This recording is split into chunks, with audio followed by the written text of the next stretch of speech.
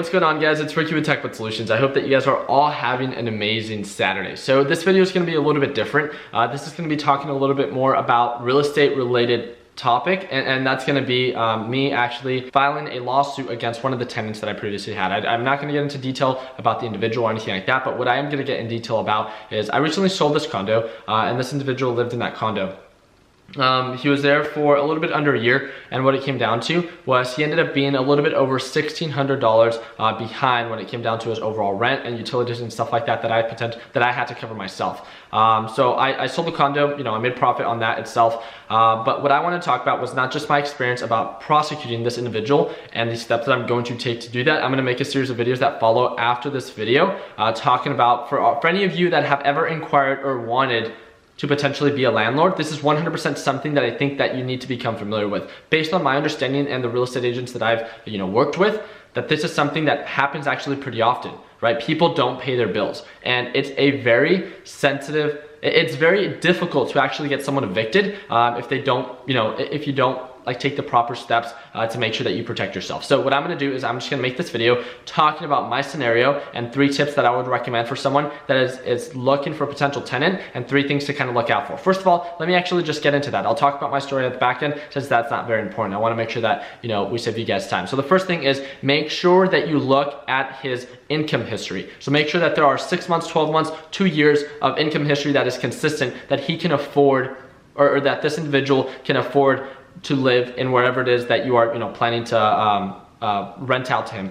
There's a certain ratio that you want to make sure that you can Google online on what someone should be paying for rent based on their income. So make sure that you understand that, and that you understand that they make a certain amount that they could actually afford to live at wherever it is that you are planning to rent out for. So make sure that is set. Second thing that I would ask for is for previous renting history. This is the #1 recommendation that I would have, because I would have done this. I can reassure you that this mistake would have not happened. So what does that mean? So you ask them for a series of contacts or individuals that they have, where they've lived before and where they've rented before, and see their payment history. You can call them up, or you can see their renter's history and have a better understanding. It's kind of like looking at their credit, right? So being able to see that they can pay on time. So that was a huge downfall on my specific tenant that I'm prosecuting. He does not pay on time, or nor does he even pay at all. So because of that, if I would have just taken that action, I would have seen that whatever his credit score, his credit isn't there. So obviously he doesn't have a good payment history. I look at his renter history, and if he's been evicted or anything like that, then I can call up those locations that he's previously lived at and ask those landlords or those the property management company, and ask to see what they thought of this individual and what they graded him at. Because of that, or if I would have done that, I could have easily avoided this scenario. The last thing that I would recommend for each and every single one of you is don't, just because you somewhat know an individual, be handing out free rent. Make sure that you have a lease agreement. Make sure that everything is clearly stated to protect both the renter and then you as well. The reason that I say that is, you can get in contact with any real estate agent to become familiar what lease agreement they would recommend to, be able to present to whoever it is that is inquiring to rent your property. That just flexibility can also create, if you guys are best friends and stuff like that, then yes, I understand how, that cannot be an issue. But if you just might know this individual and you don't really know them, or whatever the case may be, just make sure that you take the extra step and be like, hey, I understand that we're friends, but I want to make sure that we get this on paper. So I've checked your credit history, I've checked your renter's history, everything checks out. Now I want to make sure that legally I have you sign this lease agreement. It binds you here for 6 months, 9 months, 12 months, whatever the case may be, whatever it is that you want to rent out your property for,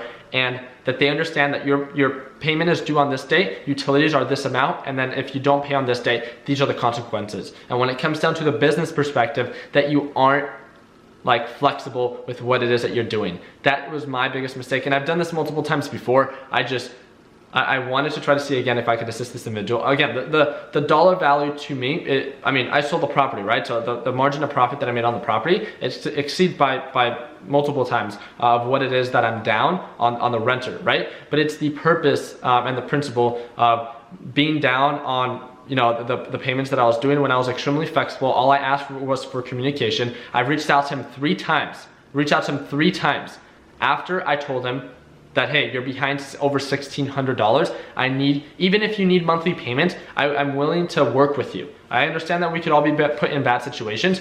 but I need that communication to be there and that commitment to be there. And when it's not there, just because it's not necessarily a huge deal to me, doesn't mean anything. It's the principle. And if that principle isn't there, I want to make sure that I take the proper steps so he does not do this to other people, as I wish each and every single one of you do the same. If you see that some individual is breaking the law or breaking, the lease agreement, that you take proper legal action against them and make sure that they don't do this not only to yourself, right? Because if you're in a good situation, fine, that's fine. But what about someone that relies on that rental income for a living, right? And because you didn't take the proper steps of properly reporting them, then they end up getting accepted to rent out this house, and they do the same to other, landlords. That's the biggest thing. And I know it's not really, something that a lot of people think about, but realistically, I just wanted to provide 3 steps and 3 tips that I would recommend for everyone that is just getting started and looking to potentially buy a property to rent out.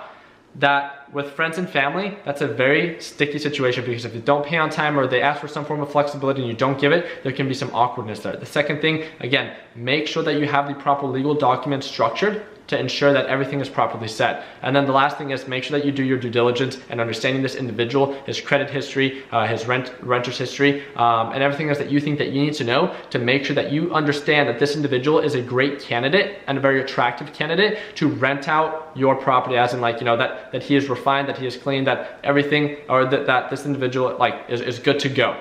That history, that pattern, that trend is there, that he is going to pay on time. Because again, you're doing this as a source of passive income. And if you have to work with these individuals every single day, it's not going to be worth the margin of profit that you actually make off these properties, in my experience, isn't worth the hassle. And because of that, it's been a very negative experience, and that's why I'm going to have to take legal action to prosecute them. So this individual is a pretty young individual. I actually met him, so talking a little bit more about the story on what's going on and what I plan to do with me sharing it on YouTube. So I knew this individual because we both go to ASU Poly, and he said he needed a place to stay. His lease agreement was finishing up. He wanted to talk to me, and I told him hey, I just bought this condo if you want to live in there. It was a 2-bedroom condo, and he had the whole place to himself. He was paying a very small rate, and then the utilities as well were, I would cover half and he only would have to pay half. I was very flexible, right? I wanted to make sure that it was a great experience for him and for the people that he had over. Unfortunately, again, it happens to the best of us, and there's no question about that. I should have taken steps to protect myself, and I didn't, and that's why I'm making this video, to share it, and I won't do this again. Now when it comes down to dealing with friends or dealing with people that I potentially know, to be nice or to be flexible, business is business, and it comes down to making sure that you have the proper documents and legality and structure set up so none of these mistakes happen, and if they do, then you can properly execute on them. So that is pretty much it. I mean, I'm not going to get into detail of who this individual is or anything like that, but what I am going to do is, as I'm filing this small claim lawsuit against this individual, I'm going to keep you guys up to date and make a series of videos on YouTube about it. So if any of you have ever been or are put in this situation, you guys can refer back to these videos, watch them, see the steps that I've taken to pursue this lawsuit, and hopefully it can better guide you in the right direction. Again, because I think that this is a very, I think there might be a couple videos on YouTube talking a little bit more about how to sue someone when it comes down to a small claims court, but they're very boring and stuff like that. So I think my videos can be a little bit more attractive, and just know that they'll come in the months to come. So that is pretty much it. If you guys have any experience that you've ever worked with a tenant or have heard of any stories where a landlord has to pursue a tenant, and what recommendations you would have for someone that is inquiring about potentially being a landlord themselves, be sure to drop them down in the comment sections. I would love to hear your stories as well. If you guys have any questions or suggestions, you guys can leave them down in the comment section. If you guys have or want to be a part of our free trading community, we have over 90,000 members. That's going to be the 3rd link in the description. If you guys want to work with me and trade with me every single day, Monday through Friday, then I'd recommend for you to invest about 30 seconds of your life, if you can, click that first link and learn a little bit more about me and my trading community. We have a little bit over 140,000 subscribers within YouTube channel, and we would love to be a part of your success. Thank you guys again for watching. If you guys can drop a thumbs up, to spread awareness of this overall situation that I'm currently going through, that would be great. If not, I totally understand. So thank you guys again. Like always, let's make sure that we end the year on a green note. Take it easy, team. I'm at my prime. Yeah. I'm at my prime. Whoa. Have I gone too far? Do you detect something different? If you look